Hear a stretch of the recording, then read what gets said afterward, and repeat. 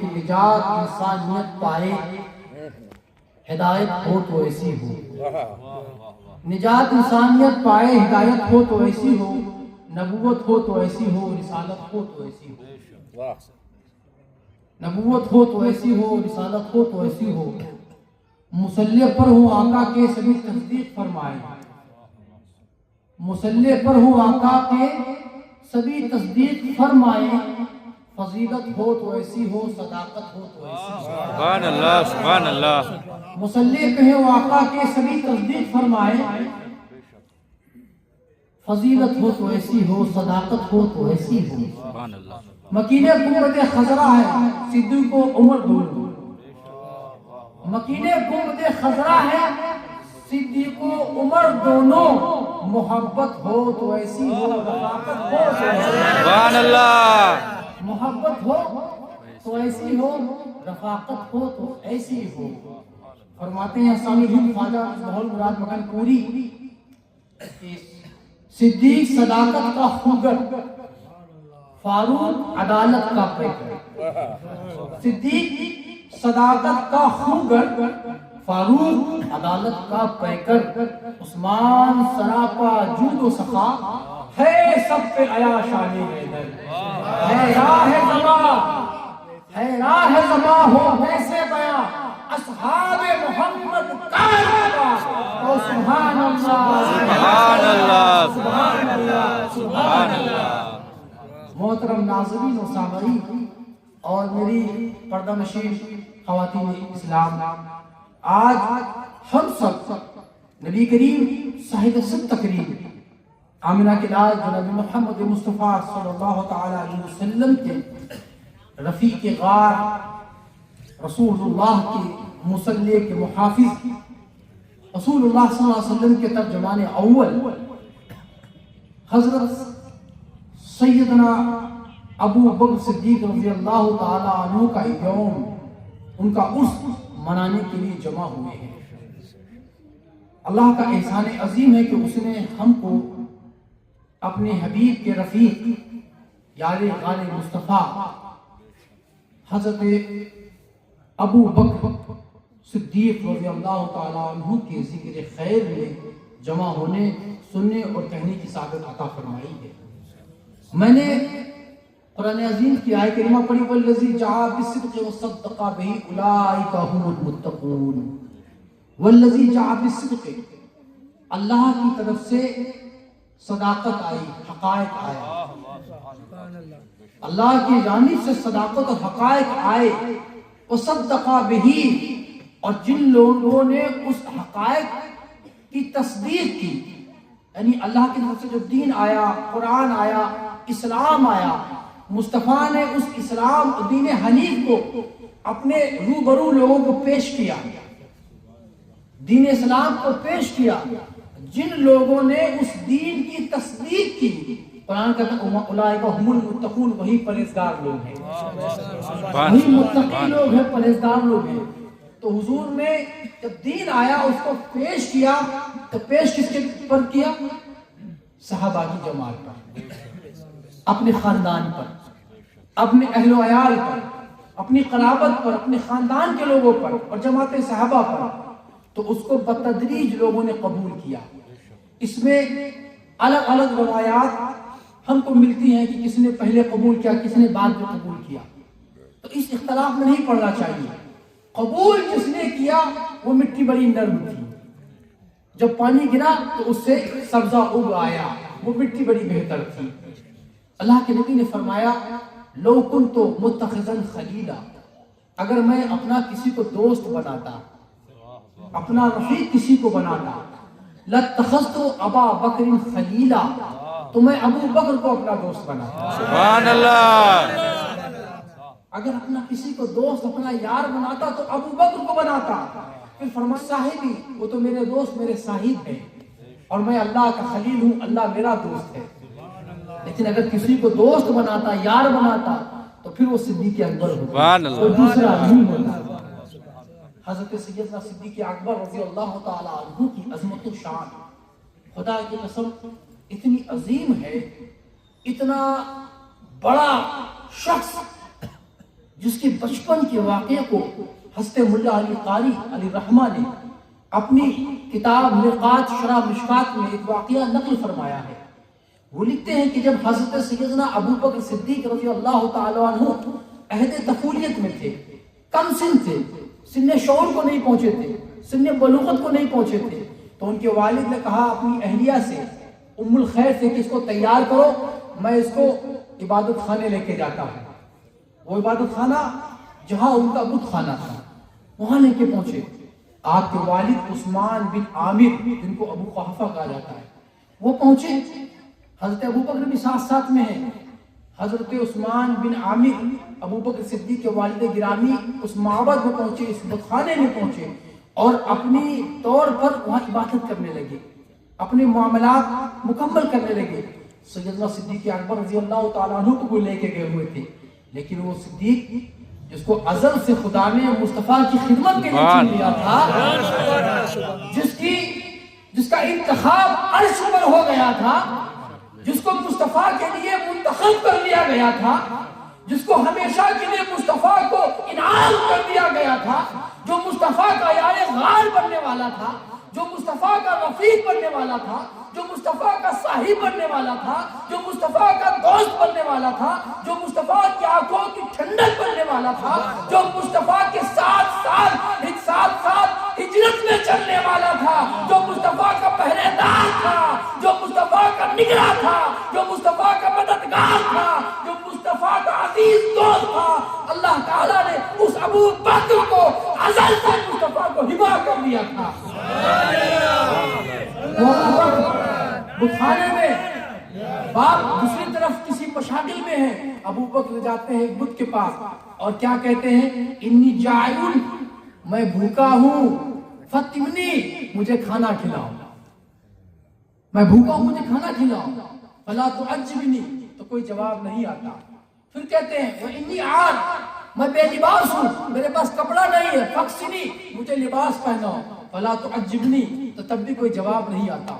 پھر ابو بکر اس سے مکالمہ کرتے ہیں، کچھ مانگتے ہیں تو وہ کوئی جواب نہیں دیتا۔ حضرت ابو بکر نے ایک خشت، ایک اینٹ اٹھائی اور اس کی طرف پھینکا، وہ گرا، اس کی گرنے کی آواز آپ کے والد کے کانوں میں پہنچی، بھاگتے ہوئے آئے، دیکھا ابو بکر نے ایک وار سے اس کو 2 ٹکڑے کر دیا، بڑے ملال میں، بڑا رنجیدہ، بڑی تکلیف میں، اور کہا ابو بکر تو نے کیا کیا، تو نے اس کو کیوں توڑ دیا؟ بڑے غصے میں، ملال میں ابو بکر کا ہاتھ پکڑتے ہیں اور لے کے گھر کی طرف جاتے ہیں۔ گھر پہنچتے ہیں، ان کی والدہ کے ہاتھ میں ہاتھ لے کر کہتے ہیں کہ تیرا بیٹا اس نے بڑا غلط کام کیا ہے، بڑے غلط کام کو انجام دے کر آیا ہے۔ بڑا غصہ ہوتے ہیں، ان کی والدہ کہتی ہیں ذرا ٹھہرو، خاموش ہو، غصہ نہ کرو، آخر اس نے کیا کیا، وہ واقعہ تو بتاؤ۔ تو حضرت عامر کہتے ہیں، عثمان بن عامر کہتے ہیں، اس نے ایک اینٹ میں پھوڑ دیا، پاش کر دیا، وہ زمین پر آ گیا۔ حضرت ام الخیر ابو بکر کی والدہ کہتی ہیں کہ تم اس پر غصہ مت کرو، جب یہ پیدا ہونے والا تھا، جب یہ مارز وجود میں آنے والا تھا تو تم بزنس کے معاملے کو لے کر شہر سے کہیں باہر گئے ہوئے تھے، تم کہیں باہر گئے ہوئے تھے، اور اس کی پیدائش کے وقت ملا علی قاری مرقات میں تحریر فرماتے ہیں کہ جب یہ پیدا ہونے والا ہوتا تو ایک حادث غیبی یہ ندا کرتا، انا امت اللہ علی التحقیق، اے نیک بخت بیٹی، ابشری بالولد العتیق، اے نیک بخت عورت، تیرے گھر میں ایک آزاد بیٹا پیدا ہونے والا ہے، اسمہ فی السماء صدیق، آسمان پہ اس کا نام صدیق ہے۔ سبحان اللہ، سبحان اللہ۔ وَلِمُحَمَّدٍ صَاحِبَهُ وَرَفِيقٌ، اور یہ محمد کا دوست اور اس کا رفیق ہے۔ سبحان اللہ۔ خیر اپنے شوہر سے کہتی ہیں کہ اس کا نام آسمان میں صدیق ہے، مجھے بشارت دی گئی ہے، یہ آزاد ہے، یہ محمد صلی اللہ علیہ وسلم کا یار اور دوست ہے، یہ مجھے حاطف غیبی سے صدا ملی۔ انہوں نے کہا اچھا ہی سنا؟ کہا یہ میں نے سنا۔ پھر اسی واقعے کو حضرت صدیق اکبر نے رسول اللہ کو بھی سنایا۔ صدیق اکبر نے اپنی زبان سے حضور کو یہ واقعہ سنایا کہ میری ولادت کے وقت آسمان سے خبر آئی کہ محمد کا رفیق ان کا دوست ہے، آسمان پر اس کا نام صدیق ہے۔ سبحان اللہ، اللہ اکبر، اللہ کے نبی علیہ السلام کو جب معراج ہوئی، آپ سفر معراج پر گئے تو بہت کم وقت میں، تھوڑی مدت میں جانا اور آنا جو سفر ہوا، قرآن میں ذکر ہے، بڑی تھوڑی مدت، بستر گرم رہا، زنجیر ہلتی رہی، کچھ تھوڑے لمحے میں یہ لمبا سفر ہو گیا۔ لیکن اگر وہ جو ٹائم ٹریول ہے آج کے زمانے میں، لائٹ ایئر کا جو سفر ہے، جس کو ویگیانک سائنسدان زمین و آسمان کی لمبائی اور دوری کا سفر کرتے ہیں، اسپیس سینٹر میں جو جہازوں کو بھیجتے ہیں، لائٹ ایئر، نوری سال، وہ جو سفر ہے، جب یہاں سے کوئی باہر نکل جاتا ہے ہماری اس پرتھوی کے ماحول سے، تو ٹائم رک جاتا ہے۔ حضور نے اس کے اوپر کا سفر کیا جہاں کوئی ٹائم نہیں، لا مکان ہے، کوئی مکان نہیں ہے، کوئی مکان نہیں، لا مکان، وقت رکا ہوا ہے۔ لیکن کئی سال لگے حضور کو، جنت کو دیکھا، دوزخ کو دیکھا، گناہگاروں کو دیکھا، قوموں کو دیکھا، نبیوں کو دیکھا، بیت المقدس کو دیکھا، مدینے کے پہاڑوں کو دیکھا۔ یہ تمام سفر کر کے اللہ کے عرش پر جا کر اللہ کے حضور بیٹھ کر 50 نمازوں کو 5 وقت میں تبدیل کرا کے جب آنے والے تھے تو جبرائیل کو دیکھ رہے تھے حسرت بھری نگاہ سے۔ جبریل نے کہا یا رسول اللہ، آپ حسرت بھری نگاہ سے مجھے کیوں دیکھتے ہیں؟ کوئی سوال ہے؟ آپ نے کہا جبریل، میں نے یہ تمام لامکان کو دیکھ لیا، دوزخ کو دیکھ لیا، جنت کو دیکھ لیا، لیکن یہ بڑا سفر ہے، میں جب اس کو دنیا میں جا کر بتاؤں گا کہ میں نے کچھ لمحے میں جنتوں کو دیکھ لیا، دوزخ کو دیکھ لیا، قوموں کو دیکھ لیا، نبیوں کی امامت کی، بیت المقدس میں براق باندھا، بیت المقدس کو دیکھا۔ اس تمام سفر کو جب میں دنیا پہ جا کر بتاؤں گا تو کوئی وہ انکار کرے گا، کوئی ماننے والا نہیں ہوگا۔ حضرت جبریل فرمانے لگے یا رسول اللہ، اللہ نے ایک تمہارا دوست زمین میں پیدا کر دیا سبحان اللہ، صدیق ہے، سب سے پہلے وہ تمہاری بات کو قبول کرے گا۔ سبحان اللہ، سبحان اللہ، سبحان اللہ، نعرہ رسالت، یا رسول اللہ، نعرہ حیدری، یا علی، یا علی، سیدنا صدیق اکبر، زندہ باد، فیضان قطب المدار، زندہ باد، فیضان قطب المدار، زندہ باد، فیضان قطب المدار۔ زندہ باد، اولہ وزیر، وہ تمہارا وزیر ہوگا، وہ خلیفتہ بعد وفاتی، اور تمہاری وفات کے بعد وہ تمہارا خلیفہ بھی ہوگا، وہ تمہاری تصدیق کرے گا، وہ صدیق ہوگا، صدیق جو سب سے پہلے تمہاری تصدیق کرے گا۔ اسی لیے آپ کا نام صدیق پڑ گیا۔ حضور نے جب یہ واقعہ سنایا تو کسی نے نہیں مانا، سب نے انکار کیا۔ کسی نے ابو بکر سے کہا جاؤ، تمہارے یار، تمہارے صاحب کیا کیا بتاتے ہیں، کیسی کیسی باتیں کرتے ہیں۔ وہ ایک رات کے کچھ لمحے میں مکہ سے بیت المقدس، بیت المقدس سے ایک آسمان دوسرا آسمان، 7 آسمان کا سفر کر کے چلے آئے، اللہ سے کلام کر کے چلے آئے، نمازیں لے کے چلے آئے، جنتوں کا مشاہدہ کیا، دوزخ کا مشاہدہ کیا۔ یہ تمام سفر کچھ ہی لمحوں میں حضرت سیدنا ابو بکر پہنچے۔ یا رسول اللہ، جو میں سن رہا ہوں کیا یہ سچ ہے؟ کیا اس میں حقیقت ہے؟ مصطفیٰ نے کہا اے ابو بکر، یہ حرفاً حرفاً لفظاً لفظاً درست ہے۔ ابو بکر نے کہا آمنا و صدقنا، میں مانتا ہوں، قبول کرتا ہوں۔ حضور کے لب گویا ہوئے کہا یا ابا بکر انت صدیق، اے ابو بکر تو صدیق ہے۔ سبحان اللہ، اللہ اکبر، یا رسول اللہ، یا علی، یا علی، اے ابو بکر تو صدیق ہے۔ یہ در مصطفیٰ سے خطاب ملا۔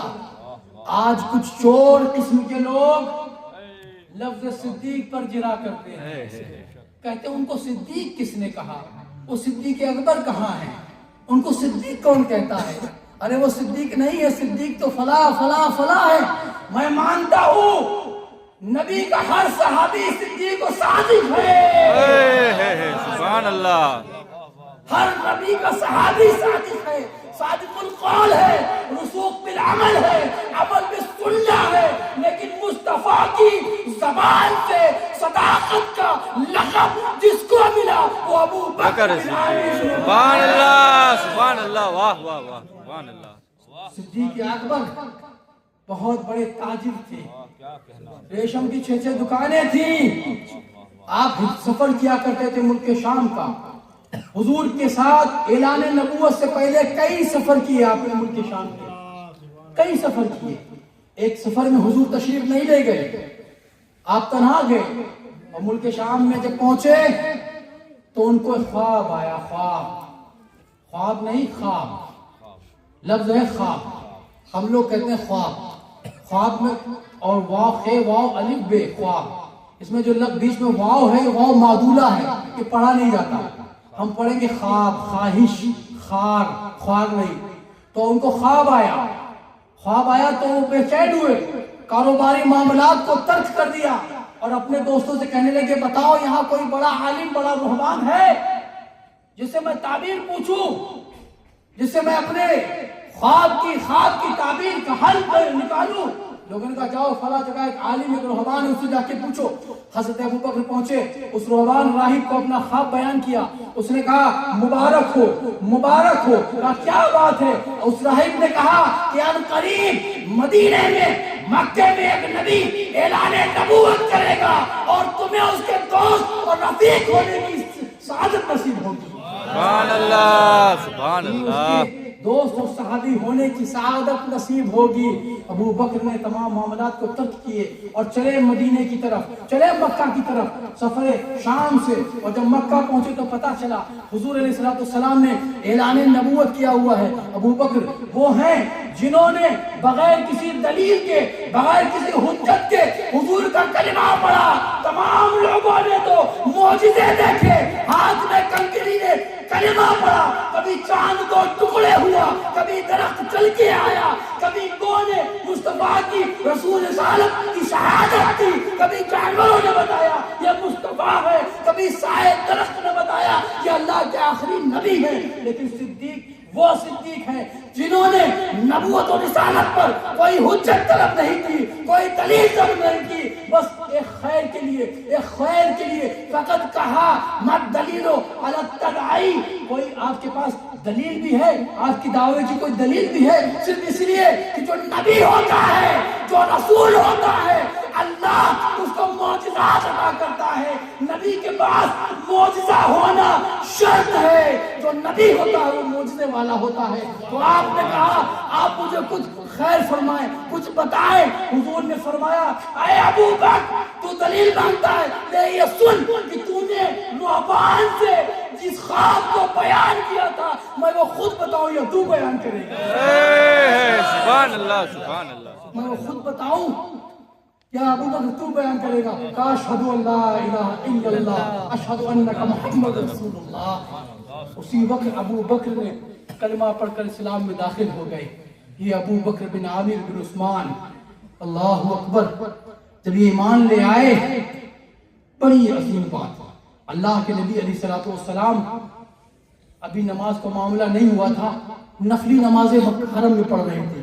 نفل نماز جب نفل نماز پڑھے تو اس وقت عقبہ بن ابی معیط بڑا ظالم آدمی تھا مکہ کا، اسے پتا چلا کہ حضور نماز پڑھ رہے ہیں تو ایک جمع غفیر لے کے آیا اور اللہ کے نبی علیہ السلام کی گردن مبارک میں اپنا انگوچھا ڈال کر کھینچنے لگا، اذیت دینے لگا مصطفیٰ کو. حضرت ابو بکر اس جگہ سے جہاں کلاک ٹاور بنا ہوا ہے اس کے پاس ایک بلڈنگ ہے، اس بلڈنگ کے قریب ابو بکر کا مکان تھا. غالباً 5 منٹ کی دوری کعبہ شریف سے ٹاور تک کی پیدل اتنی دور ابو بکر کا مکان تھا.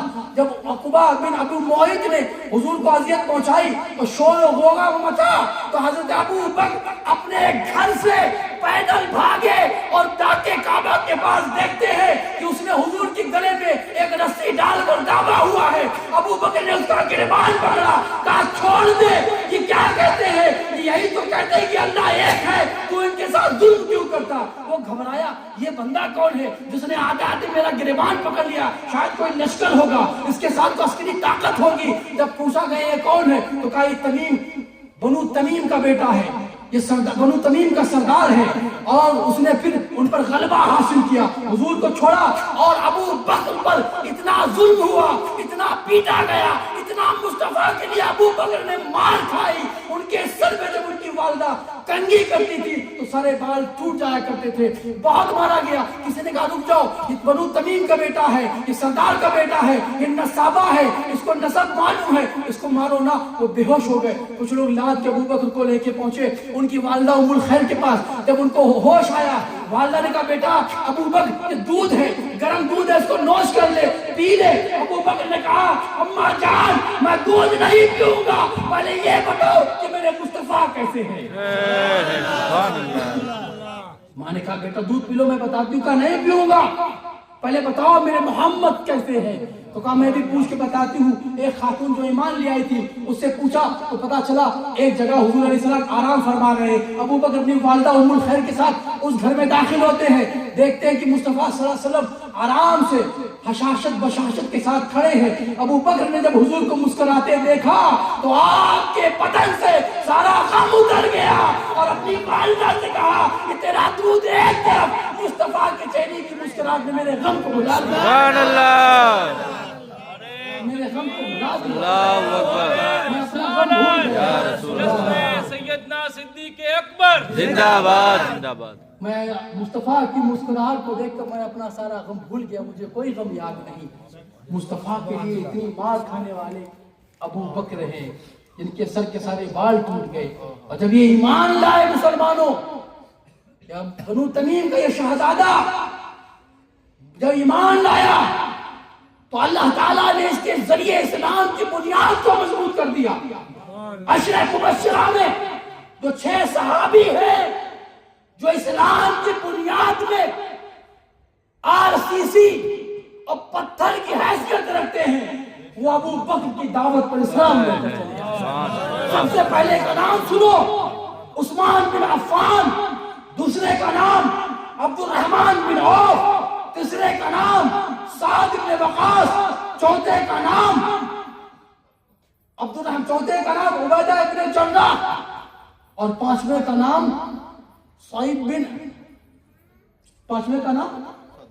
سعد بن سعید۔ 6 خود کو ملا کے 6 لوگوں کو ان کے ذریعے اسلام لائے۔ 6 لوگ ابو بکر کے ذریعے، یہ عشرہ مبشرہ میں شامل ہیں سب لوگ۔ اسلام کی بنیاد کو مضبوط کرنے میں ابو بکر کا بہت بڑا رول ہے، مسلمانوں بہت بڑا رول ہے۔ میرے بھائیوں، یہ ابو بکر صدیق، اگر آپ ان کی زندگی کو پڑھو، ان کی زندگی کا مطالعہ کرو، رسول اللہ سے بے پناہ محبت فرماتے ہیں، بے پناہ۔ ہجرت کو پڑھو، ہجرت میں مصطفیٰ صلی اللہ علیہ وسلم کے ساتھ انتظار میں کہ اللہ کا حکم آئے تو سفر کریں مدینے کی طرف نکلے۔ مولا علی کو بستر نبوت نصیب ہوا، امانتیں دے دی گئی۔ حضرت مولا علی تمام اہل مکہ کی امانتیں سمیٹ کر بستر نبوت پر آرام فرما رہے ہیں۔ اس وقت ان کی جان کو بڑا خطرہ تھا اور اپنی جان کو مصطفیٰ کی جان پر نچھاور کر دیا، امانتیں لیے لیٹے ہوئے اوڑھ کر۔ ادھر ابو بکر صدیق پوری تیاری کے ساتھ ہجرت کے لیے تیار ہیں۔ اللہ کے نبی علیہ السلام کو اپنے گھر لے گئے، 2 اونٹنی کا انتظام کیا۔ جب حکم آیا تو حضور سے کہا یا رسول اللہ، میں نے 2 اونٹنیوں کو بہت پہلے سے فربا کر کے رکھا ہے کہ ایک پر آپ سوار ہوں گے، ایک پر میں سوار ہوں گا، اور دونوں مدینے کی طرف جائیں گے۔ حضور نے فرمایا ابو بکر میں بلا زر کے تمہاری اونٹنی کو قبول نہیں کرتا، میں اس کی اجرت دوں گا۔ ابو بکر نے کہا یا رسول اللہ مجھے غیر سمجھا ہے، یہ سب کچھ آپ ہی کا تو ہو یا رسول اللہ۔ حضور نے فرمایا نہیں، میں جس اونٹنی پر سوار رہوں گا میں اس کی اجرت ادا کروں گا، پھر سفر کروں گا۔ ابو بکر صدیق نے حضور کو ایک اونٹنی پر بٹھایا، سامان باندھا، ایک اونٹنی پر خود بیٹھے، اور اس تمام چیزوں کو ان کی بیٹی اسما، ان کی اہلیہ، ان کے بیٹے، ان کا غلام فہد، یہ سب چیز دیکھ رہے تھے۔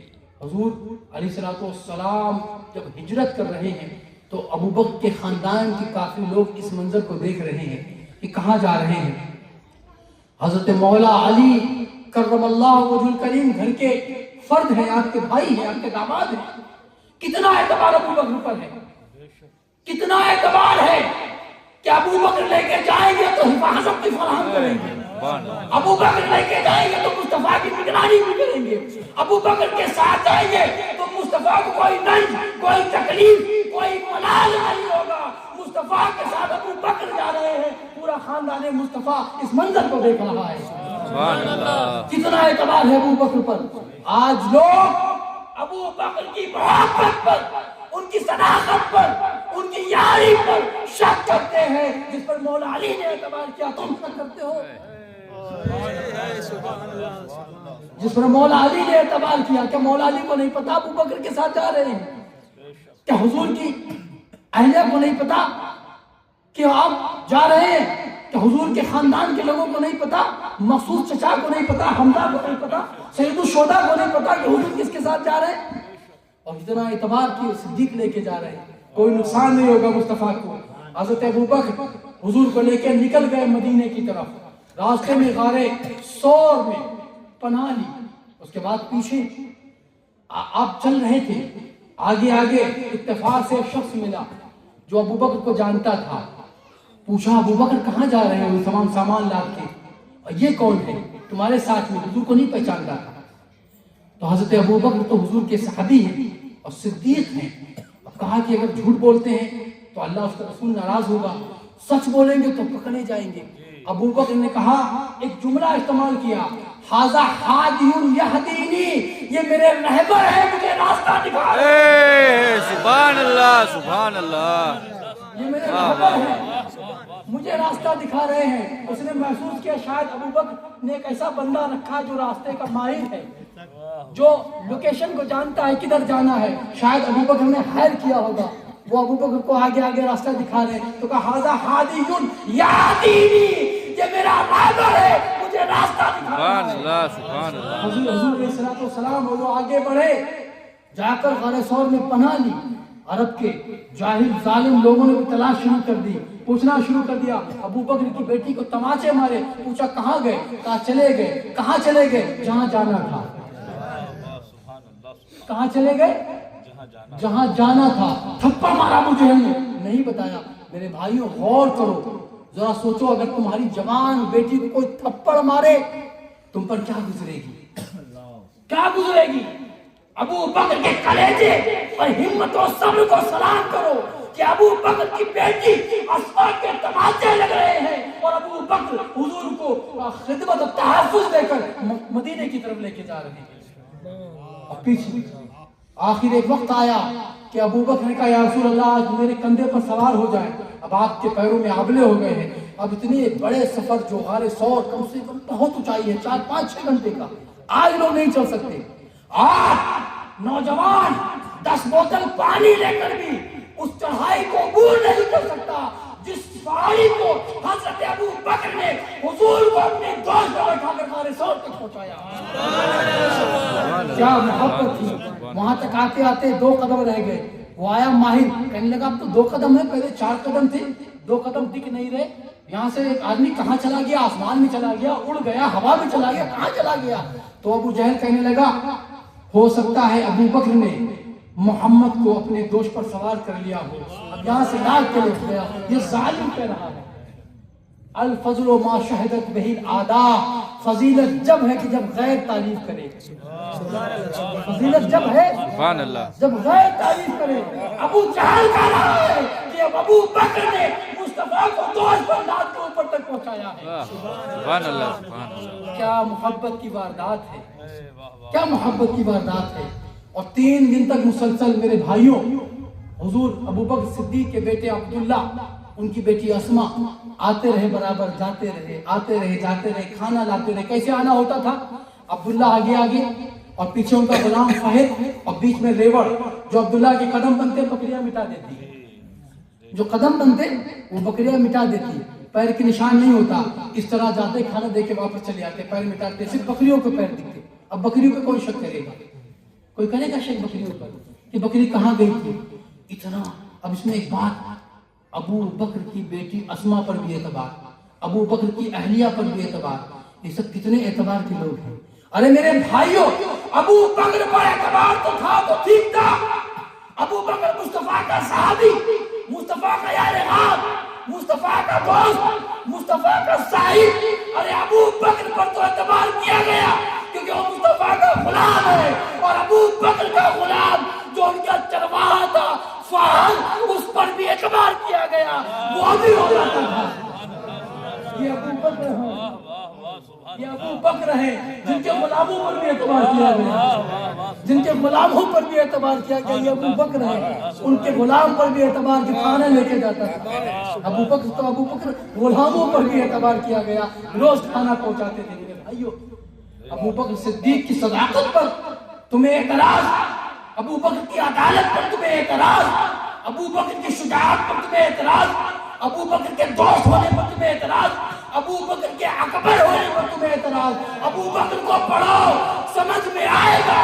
ابو بکر صادق بھی تھا، ابو بکر صدیق اکبر بھی تھا، ابو بکر محافظ، مددگار، دوست یار، سب کچھ تھا ابو بکر۔ سبحان اللہ۔ سلسلہ عالیہ، طبقاتیہ، تیفوریہ، مداریہ، زاد اللہ شرفاً و تکریمہ میں الحمدللہ یہ سلسلہ مداریہ کا موقف ہے کہ ہم ابو بکر صدیق رضی اللہ تعالی عنہ کی اولیت کے قائل ہیں۔ وہ خلیفہ بلا فصل ہیں، ترتیب خلافت الجمہور کے نزدیک ہے۔ ابو بکر کا پہلا نمبر، عمر کا دوسرا نمبر، عثمان کا تیسرا نمبر، مولا علی کا چوتھا نمبر۔ سبحان اللہ، سبحان اللہ۔ اس کو ہم بیان کرتے ہیں خانقاہ مداریہ سے، اور اگر کوئی دوسرا اس میں پخ لگائے، قدغن لگائے، اشکال پیدا کرے، کچھ باتیں بنائے، دمادم مست قلندر پڑے، ہم ایسے جاہل صوفی، ایسے لائن مولوی، ایسے یتیم العلم کا رتے بڑی کرتے ہیں۔ واہ واہ واہ، صدیق کا پہلا نمبر۔ سبحان اللہ، سبحان اللہ، سبحان اللہ۔ یا رسول اللہ، زندہ باد، زندہ باد، زندہ باد، زندہ باد، سبحان اللہ، سبحان اللہ، زندہ باد، زندہ باد، بیڑا پار، بیڑا پار، بیڑا پار۔ حضرت سیدنا صدیق اکبر رضی اللہ تعالی عنہ بڑی فضیلت کے حامل ہیں، تمام صحابہ میں سب سے افضل ہیں، اور تمام صحابہ میں نہیں، سابقین نبیوں کی جو امتیں گزری ان میں بھی افضل، اس میں بھی افضل ہے۔ سبحان اللہ، سبحان اللہ۔ بڑی افضل فضیلت کے قائل ہیں ابو بکر صدیق رضی اللہ تعالی عنہ۔ خانقاہ مداریہ مگن پور شریف پر اگر کوئی اتہام لگاتا ہے، بہتان لگاتا ہے، تو میں کھل کے بتاتا ہوں کہ خانقاہ مداریہ مگن پور شریف کے صاحب سجادہ صدر المشائخ وارث تختے دربار مداریہ، اور میں ان کا فرزند اکبر خانقاہ مداریہ کا ولی عہد آج گجرات کے سریندر نگر میں اس سنی عوام کے سامنے بیٹھ کر یہ اعلان کرتا ہوں کہ ابو بکر کا پہلا نمبر۔ سبحان اللہ، سبحان اللہ، اللہ اکبر، یا رسول اللہ، یا علی، یا علی، بیڑا پار، بیڑا پار۔ ابو بکر کا پہلا نمبر ہے، اور ابو بکر کا پہلا نمبر ہر کہیں ہے۔ اگر آپ ابو بکر کو پڑھو تو مصطفیٰ کے خاندان سے محبت، ان پہ جان لٹانے میں پہلا نمبر ہے، سبحان اللہ، بے شک۔ حضور پر جان قربان کرنے میں پہلا نمبر ہے، مصطفیٰ کے دین کی خدمت کے لیے مال و املاک، مال دنیا، متاع دنیا پیش کرنے میں پہلا نمبر ہے، سبحان اللہ، سبحان اللہ۔ اور مصطفیٰ کی غلامی میں بھی پہلا نمبر ہے، اور مصطفیٰ کے حجرے میں ان کی نگرانی قیامت تک، ان کے دربار کی پہراداری میں بھی پہلا نمبر ہے، سبحان اللہ، سبحان اللہ، اس میں بھی پہلا نمبر ہے۔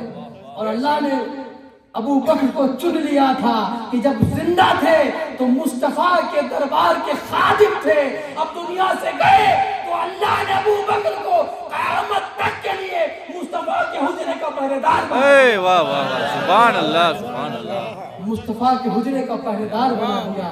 میرے بھائیوں، ابو بکر کی بڑی عظمت ہے، وہ فرماتے ہیں والذی نفسی بیدہ لقرابۃ رسول اللہ صلی اللہ علیہ وسلم احب الی ان اصل قرابتی، اللہ کی قسم جس کے قبض قدرت میں میری جان ہے، میری محبتوں کے سب سے حقدار میرے قرابت دار نہیں ہے، میرے خاندان کے لوگ نہیں ہے، میری محبت و رافت، میرے خلوص کے سب سے بڑے حقدار مصطفیٰ کے خاندان کے لوگ ہیں، سبحان اللہ، مصطفیٰ کے قرابت دار ہیں، جس نے اپنی محبت، اپنی رافت، اپنے خلوص اپنے اخلاق کو مصطفیٰ کی خاندان پر بتایا اور بتایا وہ پہلے حقدار ہے وہ ابو بکر کی ذات ہے سبحان اللہ جو آج مصطفیٰ کے ساتھ سویا ہوا ہے. نام سن کر ابو بکر عمر کا تم بگڑتے ہو وہ پہلو میں سلائے ہوئے ہیں. تم بگڑتے ہو وہ پہلو میں سلائے ہوئے ہیں. کیا شان اللہ نے ابو بکر کو دی, کیا فضیلت دی. جہاں رسول اللہ صلی اللہ علیہ وسلم کا سینہ ہے وہاں ابو بکر کا سر ہے.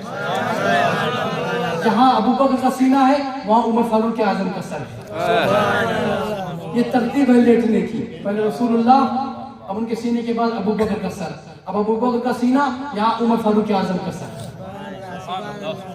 کس طرح سے لے کے حضور کے قریب. اب جب دنیا کا کوئی بادشاہ, دنیا کا کوئی سلطان, دنیا کا کوئی رہبر, دنیا کا کوئی پیر, دنیا کا کوئی معلم, بڑا مالدار, روحانیت کا تاجدار, مال و اولاد خزانے رکھنے والا درے مصطفیٰ پر, دربار نبوت پر حاضری دیتا ہے تو وہ یہ کہتا ہے السلام علیکم یا رسول اللہ, السلام علیکم یا ابا بکر, السلام علیکم یا عمر بن خطاب. سبحان اللہ سبحان اللہ. تین سلام ایک ساتھ پیش کرنے کی سعادت حاصل کرتا ہے اور ادھر سے تین سلاموں کے جواب اس کو نصیب ہوتے ہیں. سبحان اللہ سبحان اللہ. بار سلام مصطفیٰ کی بارگاہ میں ابو بکر کی صداقت کو سلام, عمر کی عدالت کو سلام, عثمان کی سخاوت کو سلام اور مولا علی کی شجاعت کو سلام. سبحان اللہ. سلام بند نہیں ہونے والا, سلام ختم نہیں ہونے والا. تم چیخو, چیخ کر مر جاؤ, تم بھونک بھونک کر اپنے پھیپڑے خراب کر لو, تم جھوٹ بول کر اپنا چہرہ کالا کر لو, جھوٹ بول کر اپنا سینہ کالا کر لو, تم تھک جاؤ گے. دنیا کے بادشاہ ابو بکر کو سلام کرتے رہیں گے. سبحان اللہ. نعرے تکبیر, اللہ اکبر. رسالت یا رسول اللہ. سیدنا صدیق اکبر زندہ باد زندہ باد.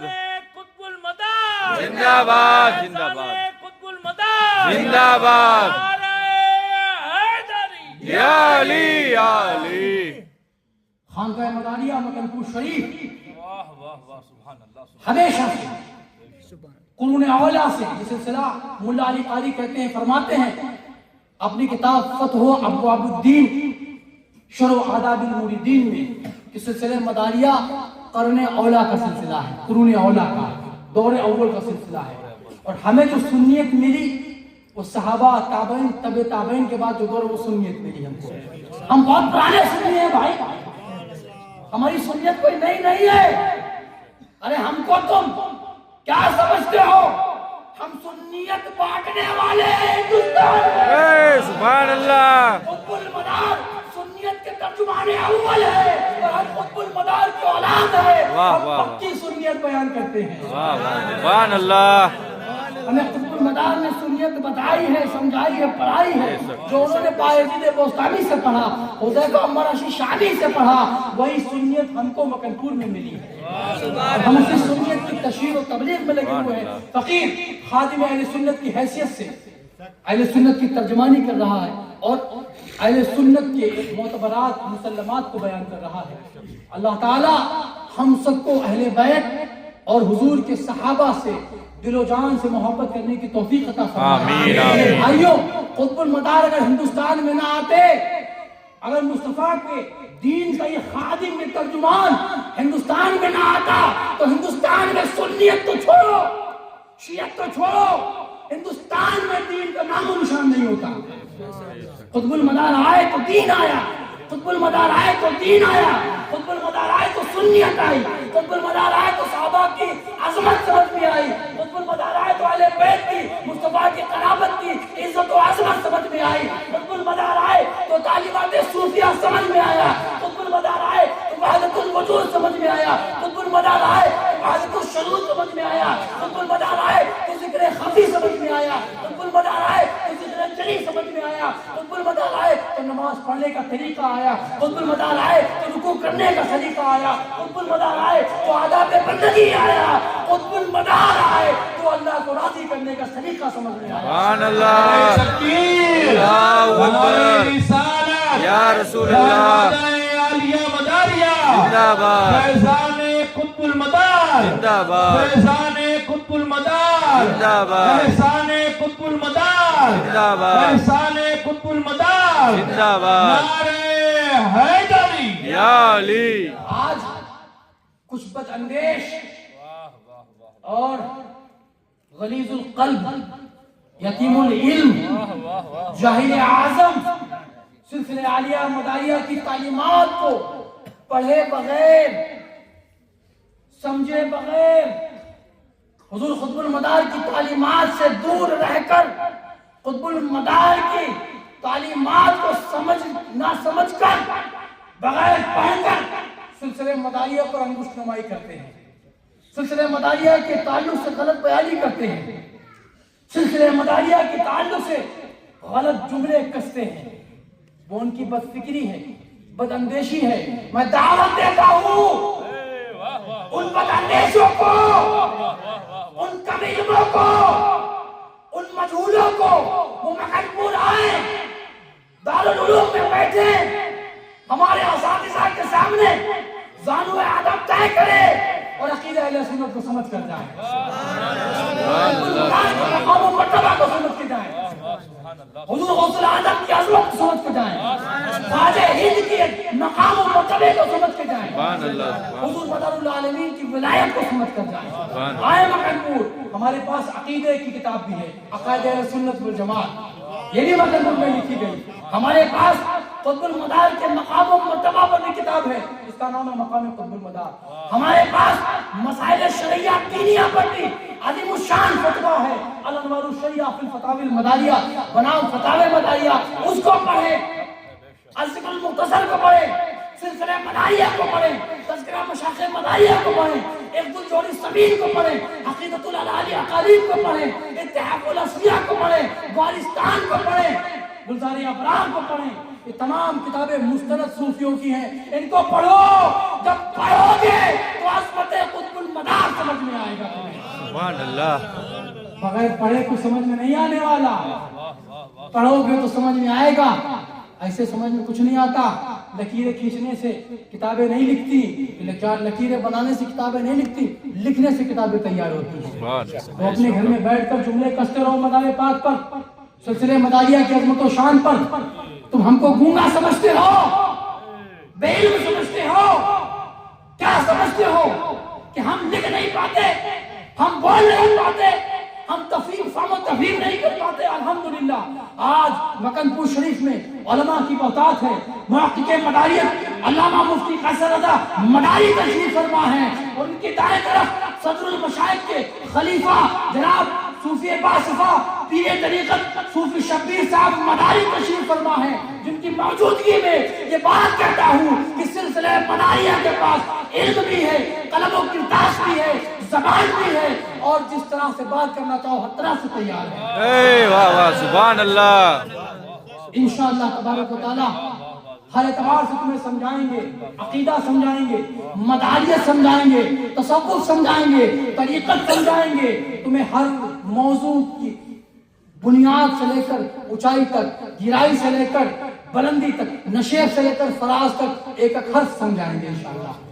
اللہ تعالی ہم سب کو عقیدہ اہل سنت کے ساتھ زندہ رکھے اور ہمارے دلوں میں اہل بیت کی محبت کو راسخ فرمائے، اہل بیت سے ہمارے تعلق کو مضبوط فرمائے، خاندان مصطفیٰ کے ساتھ ہماری محبتوں کو جوڑ دے، کیونکہ ان کی محبت کے بغیر ایمان دل میں داخل نہیں ہوتا. ان کی محبت رکھو، اہل بیت سے محبت کرو، صحابہ کی عظمت کو بیان کرو، عقیدہ اہل سنت پہ چلتے رہو، تعلیمات صوفیہ کو مانو، سوزے دل کے ساتھ، درد دل کے ساتھ. خوشا مسجد و مدرسہ و خانقاہ کہ دربہ گل قیل و قال محبت وما علینا الا البلاغ. السلام علیکم ورحمۃ اللہ.